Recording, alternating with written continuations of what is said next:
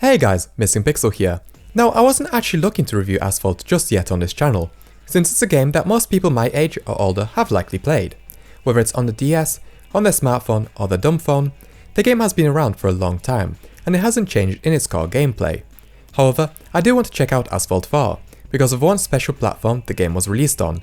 Yep, as the title suggests, today we'll be having a quick look at Asphalt 4 on the iPod Classic. Asphalt 4 Elite Racing was released in July 2008 for the iPod, iOS devices, the N-Gage 2.0 gaming platform, BlackBerry devices, Nintendo DSi, Windows Mobile and Java. Funny to look back on what platforms were popular then, because only iOS survived. The iPod version is heavily based on the Java version, so I'll be comparing the two side by side. Firstly, we start with two cars to choose from, a Mini Cooper and Nissan GT-R. As we win races and go up in reputation, we get more parts that we can fit to the cars to make them faster, or to have more nitro, though some parts do bring your top speed down at the expense of more horsepower on the engine.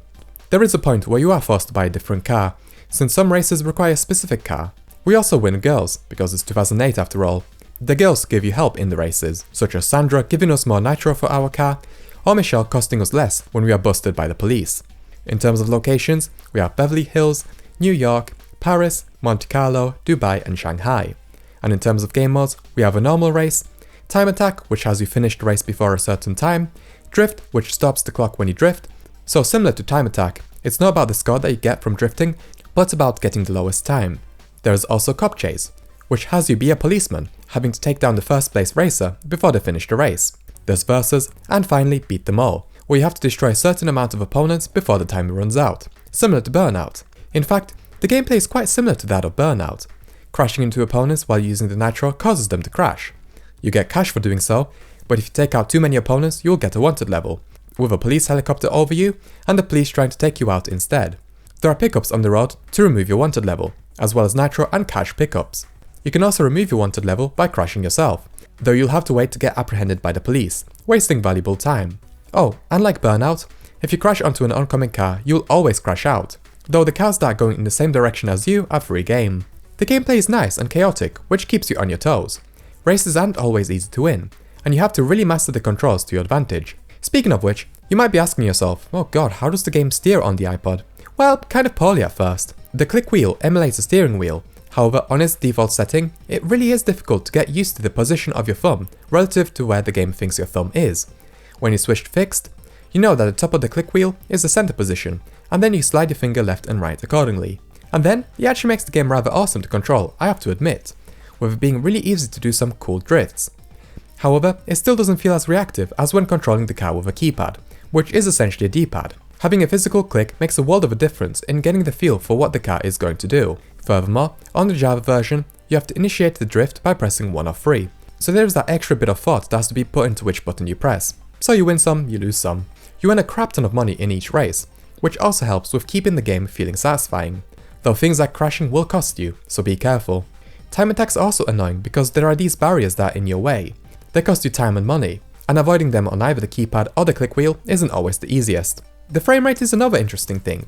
As I stated previously, the game is based on the Java version, having very similar graphics with 2D sprites and some larger 3D elements. However, the iPod is running the game at what feels like around 12 to 15 FPS, while the Java version is very smooth. I wonder if this game is pushing the iPod's CPU, or if the game isn't as well optimized as on Java because of the game developer's inexperience at coding on the iPod platform. Speaking of which, you may not have even known that iPod Classics had downloadable games. I certainly didn't when I first started getting into them, but indeed they did, though the games were relatively expensive compared to over on iOS at $5 a pop, and after 2009 no new games were released, despite the game store being shut down in 2011. In a little over 2 years, only 54 games were published. Thanks to a clever guy over on the iPod subreddit with the help of volunteers, he managed to preserve these games without any firmware hacks, taking advantage of iTunes having a 5-computer sync limit. That means he assigned 5 different real Apple ID accounts that previously purchased the games to that VM. While I know that the topic of the video is the 2D version of Asphalt 4, why don't we quickly finish this video off by looking at the iOS version of Asphalt 4, if you decide to buy an iPod Touch instead of a Classic back in 2008. The game is fundamentally the same as the Java version, but it's also completely different. You earn cars by completing the races, as opposed to having to buy them, and you start with different cars to choose from. The game, surprisingly, can be played on either portrait or landscape orientation, which I've never seen in a mobile game personally. We get a few more locations that we can visit, such as Las Vegas, Rome, St. Petersburg, San Francisco, Mumbai and Hawaii. The game doesn't feel as fast and chaotic as over on Java, but the takedowns are super satisfying to see, with the cars flipping and flying all over the place. This game, unlike the Fast and Furious games, gives you different control methods, so you are not forced to use the accelerometer. Though that's what I ended up sticking to anyway, since I got used to it. There's also a new game mode called Cash Attack, where you have to get the most money in the race. It doesn't matter if you come first or not. Dangerous driving and takedowns earn you that cash, by the way, in case I didn't make it clear during the Java segment. The DSiWare version of the game, by the way, is identical to the iOS version, minus the fact that you have to purchase cars, and I would say is the preferred version to play, since it's easy to emulate and can be played with a keyboard or a controller. The soundtrack is slightly different too, since the DS is not playing back any pre-recorded music, and it's probably using the MIDI arrangements with its own soundtrack. And I have to say, it is my favourite version of the soundtrack. It's so gritty, with its use of square waves and sawtooth waves, I think. I still haven't learned music production. And we get more music tracks than we do on Java 2. Overall, that's all that there is for me to say about Asphalt 4.